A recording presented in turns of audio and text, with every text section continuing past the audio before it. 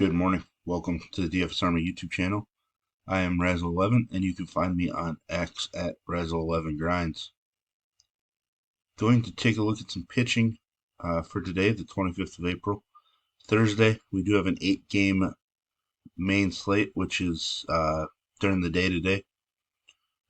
Travel day for a lot of teams, so a lot of day baseball for the ones that are playing. Sounds like we only have one game to worry about weather-wise, and it's unfortunate because that is the Jose Barrios and Cole Reagan's matchup. Not overly exciting to have to deal with some weather in that one, because both pitchers are guys that we're definitely going to want to use on this slate. But yeah, let's kind of dig in. I guess a reminder, this is a first look at pitching on the slate. I get more in depth with members over at DFS Army.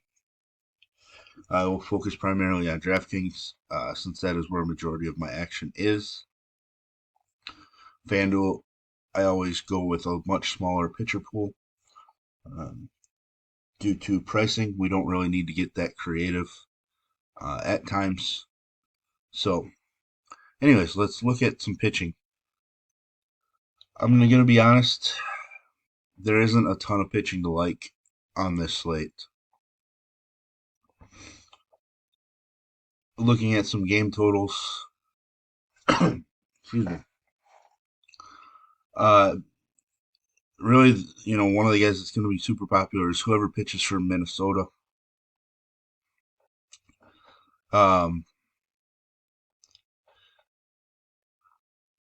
Looks like they're leaning towards Woods Richardson as the starter. I know the DK Sportsbook has Ober listed yet. Last night, Bailey Ober was listed, so we just want to confirm for sure that Woods Richardson is getting the call to start this game. But he's going to be popular if he does, whichever Minnesota guy starts this game. But especially Woods Richardson at min price. His MLB debut this season, obviously on nearly 24 fantasy points. Was once a big time prospect. Came to the Twins in the Jose Barrios trade. And he gets, that White Sox lineup that we're targeting on a daily basis at this point. So since I talked about Woods Richardson, we'll kind of start at the bottom. Again, if he's not the starter and it's Ober, I think Ober slides into this range here. Excuse me. He would be fairly popular as well. Only other guy really down here that I'm considering would be Randy Vasquez, just because I think Colorado is just such a weak offense. Obviously, it's in course. But he did look solid in his San Diego debut against a much better Toronto squad. We kind of want a couple more strikeouts potentially, and then maybe getting the win would kind of be important. He is a minus 148 favorite. K off of just 4.5 right now. Juice is on the under, so not expecting a whole lot of strikeouts in Vegas, but I've had some success, taking pitchers against Colorado. They just don't have a lineup that takes advantage of the ballpark there, so I think he's viable. Not somebody I'm trying to jam in. Kind of stroll up on, no real interest in anybody down here. I think some people will use Tristan McKenzie a little bit. I'm not really sure I want to go there. He is coming off of what I would say is his best start. Walks are still up there, but his strikeouts were there.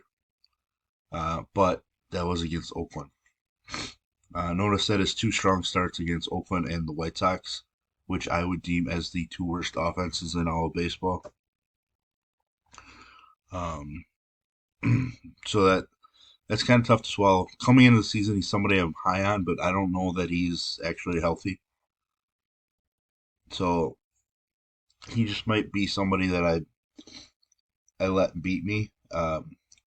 Which is going to be painful since I've been so high on him even the last couple of years. But uh, Assad, trying to find some Wrigley weather here quickly. Wind blowing in from right field at about 12 miles an hour. Solid spot for pitching. So maybe we can add Assad and Verlander to what I'm looking for.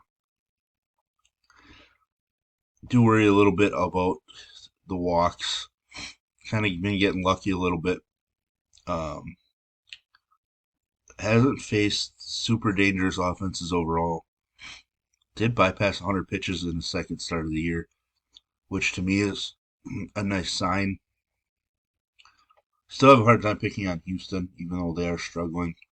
But I think Hassad is going to have to make my pitcher pool based on the weather in Wrigley. Excuse me.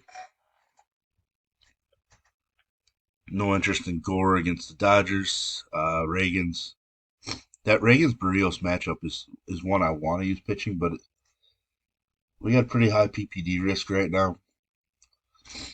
Even higher in-game delay risk. So that's one we're going to kind of want to pay attention to timing of everything. Like if it looks like that game's going to start on time, I'm super worried about the pitchers uh, because there's a chance that delay is coming at some point.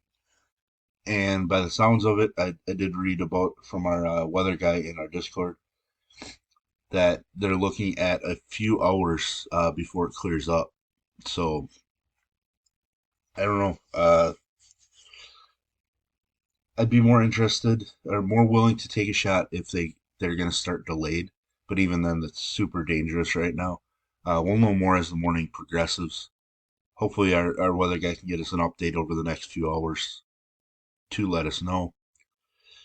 Luis Castillo, an option, but not somebody I want to prioritize. Each of his last two starts have been strong. K's are there. The Texas lineup has been struggling a little bit, and then Corey Seager left last night's game, so that can make the lineup a little weaker today as well. So I'm certainly interested in Castillo. Interested in Verlander. Looks solid in his return. Um, just 78 pitches. Should probably jump up to around 90. And like I mentioned, the wind blowing in Wrigley. The Cubs being without Bellinger. All kind of playing in to my interest. Yamamoto, I'm obviously going to be all about to a degree. Washington has burned us a little bit, but Yamamoto's got some pretty extreme reverse splits. So it'd be interesting to see what Washington does. They generally have a pretty left-hand heavy lineup against right-handed pitching. If they go super left-hand heavy, I like Yamamoto even more. So that's something to pay attention to today. Take a look at it. Excuse me. 6.5 is his K prop, by the way. So definitely a strong option. A couple other K props. Verlander at 6.5 seems a little high. Juice is on the under quite a bit, but that's an interesting number. Looks like they did update the Minnesota starter. Woods Richardson has a K prop of 5.5. And then the last guy here, Zack Wheeler, 8.5 is his K prop with juice on the under. Uh, I think we can probably say that Wheeler, maybe Yamamoto, Wheeler has the highest ceiling on this slate. It is a much more dangerous matchup, but he did strike out 10 in 6 innings against Cincinnati already this season. They did beat him. Just one earned run out of the 3 runs allowed. Just 3 hits. I know some of the Cincinnati guys have started to swing it a little even better, namely Ellie De La Cruz.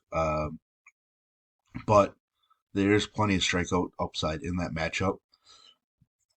So I think Wheeler at exactly 10K is a pretty fair price for us on the slate.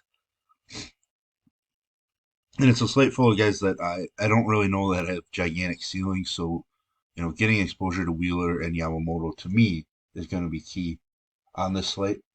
But there we have it. There's the first look at pitching. If you enjoy what I bring to you, please hit the like button, hit the subscribe button, turn the notification bell on to get the alert anytime we drop videos here at DFS Army.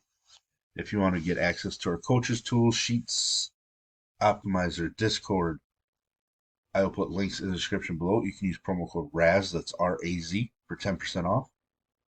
And as always, best of luck, everybody.